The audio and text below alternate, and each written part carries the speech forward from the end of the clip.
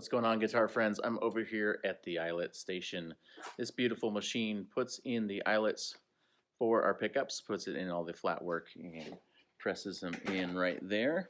You can see here we have some before eyelets, and here is the after eyelets.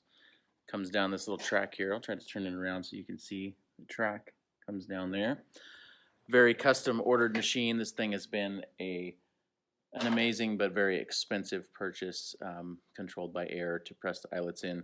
We were doing thousands and thousands of eyelets a year, and this has been a huge help for us.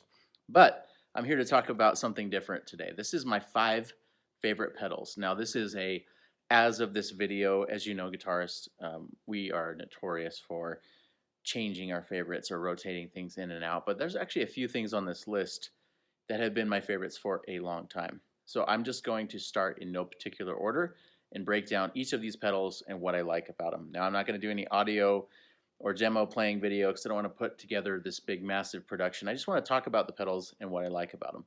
I'd like also to know your 5 favorite pedals down below in the comments. If you have any questions about what I mentioned here, I'd also be happy to answer those in the comments as well.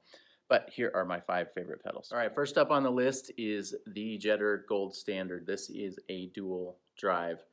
I have had this specific pedal for at least 10 years, probably longer, and it has never really left the board except for one time I had to get some repairs done on it. You can see it's got a couple chips on the knobs, and basically this has kind of Marshall in a box on the right side.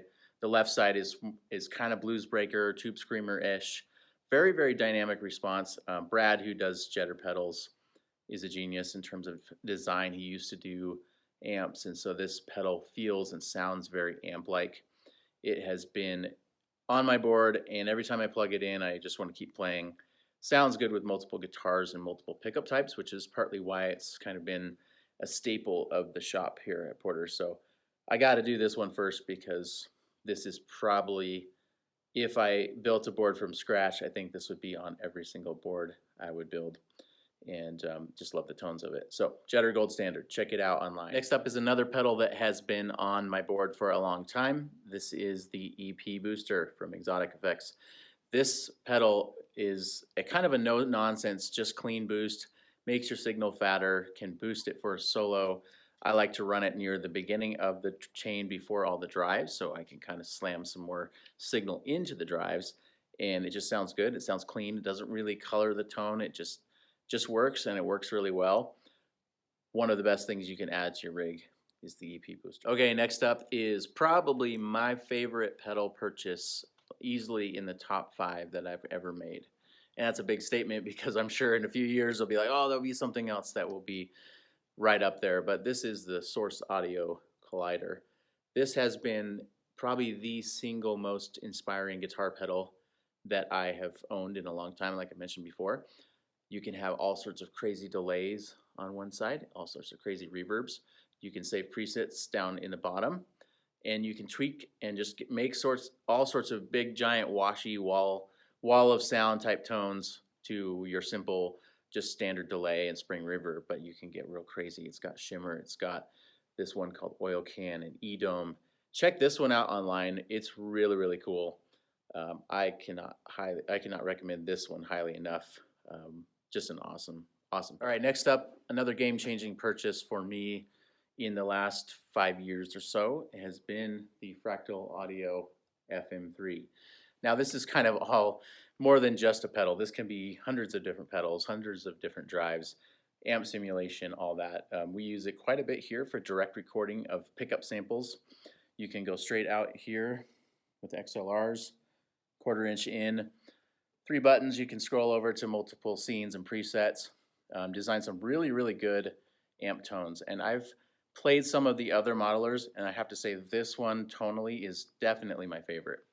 By far the most realistic sounding amp models. It's a little bit harder to navigate than some, but once you get the hang of it, it's really not that big of a deal.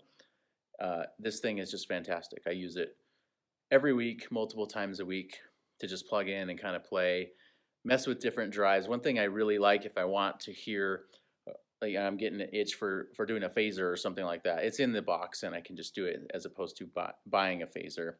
All the effects sound really good. Even the stock presets are pretty good. A lot of times on the modelers, like the stock presets are kind of boring, but this one is great. I love this thing. Use it all the time. Really, really happy with this. If you're looking for a great bang for the buck modeler where you can just put this down, plug in an XLR and just go, this is fantastic. Love this thing. The last pedal was kind of hard for me to pick because I've got a couple that are in that outside fringe of maybe my top 5. But I think one I've been enjoying more lately, and I've never really been a Klon style pedal guy. I've never really got the hype of the original ones, but I do like what they do. I like how they enhance your sound. So this would be the Rockett Archer. Now we've got a couple. We have an Archer Select, and we have this Silver Archer here in the shop, and this one's great. It just kind of enhances the tone, fills up the tone, fattens it. You can add a little bit of grit. It's really good as a stackable pedal. I've got it after that gold standard that I mentioned before, so this will kind of throw it into another stratosphere as far as craziness. Sounds really good, thick, saturated tone. Love this thing. It's maybe not going to be a drastic effect. Sometimes it's a subtle difference, but if you're looking to kind of thicken up something, if you're looking to kind of give it a little bit more special sauce, if you will, I hate using that term, but sounds really, really good as an add-on pedal. Maybe not the best standalone pedal, but really good for an add-on and really coloring that tone. All right, so that's a look at my top 5 pedals as of the making of this video, as I mentioned before. What are your top 5? Leave them in the comments below. Thanks for watching. Check us out at porterpickups.com.